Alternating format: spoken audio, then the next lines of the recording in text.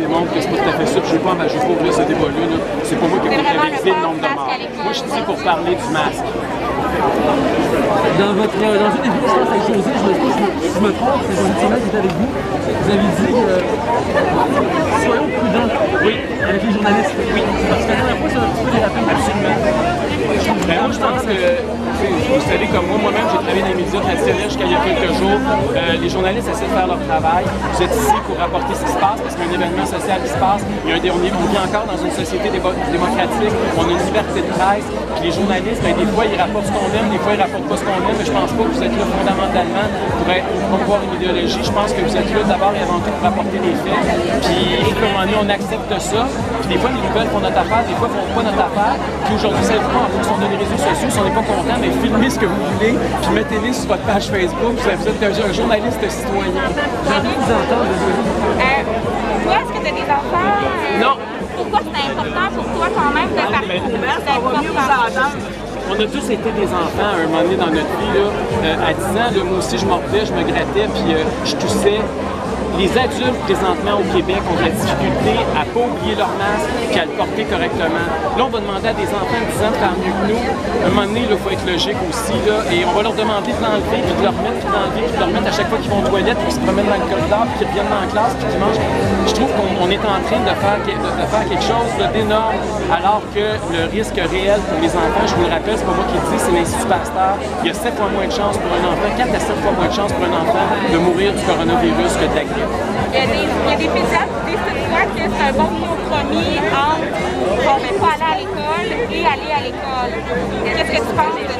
Il y a beaucoup de pédiatres qui, depuis le début de la crise, disent qu'on n'aurait jamais dû fermer les écoles. Le gouvernement ne les a jamais écoutés. D'ailleurs, parmi tous les médecins, les spécialistes de l'enfance sont de loin ceux qui ont été contre le confinement et contre le port du masque. Puis je pense qu'on l'a vu, là, le premier qui est sorti avec nous, il a fait une entrevue avec José il y a quelques heures. C'est un pédiatre pour dire ça n'a pas de bon sens le masque. C'est un témoignage très humain. J'espère que les gens vont aller le regarder sur les réseaux sociaux. Les pédiatres, il y a plein de pédiatres. Mais c'est ça la science. C'est qu'il y a des gens qui émettent des hypothèses, il y a des gens qui les contestent, puis il y a des gens qui confrontent tout. Puis c'est ça d'être scientifique. C'est pas de censurer le monde, de donner des étiquettes à 6 000 $ à tout le monde qui pense pas comme nous. Première question, excuse-moi. Oui.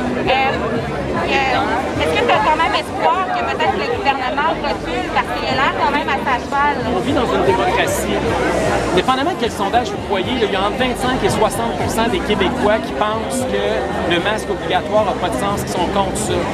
Présentement, on a 125 députés à l'Assemblée nationale, il n'y en a aucun qui dit publiquement qu'il est contre le port du masque obligatoire. On a un déficit démocratique actuel. Parce que je pense que les lignes de parti sont très fortes et ils sont un peu censurés par leur propre parti, mais c'est impossible qu'il y ait aucun député qui ne pense pas comme nous. Ils sont supposés représenter le peuple. S'ils représentent le peuple, ça veut dire qu'il y en a au moins 40, 50, 60 qui pensent comme nous autres dans cette bâtisse-là. Mais aujourd'hui, j'espère qu'avec le monde rassemblé, on va leur donner un petit peu de courage pour passer par-dessus la ligne de parti. Je vous entends, M. Duhem, vous êtes quand même plus nuancé que ce que je lis sur les affiches.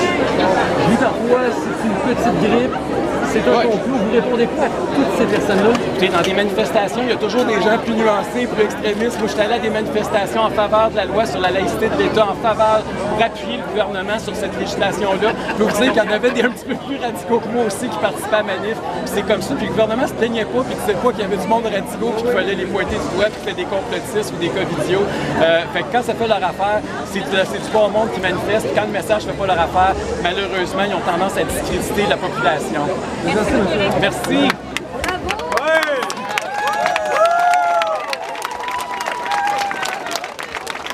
Pas de câlin pour la madame et pour Nico aujourd'hui, là! Non, pas de câlin, là! Restez dociles, gang!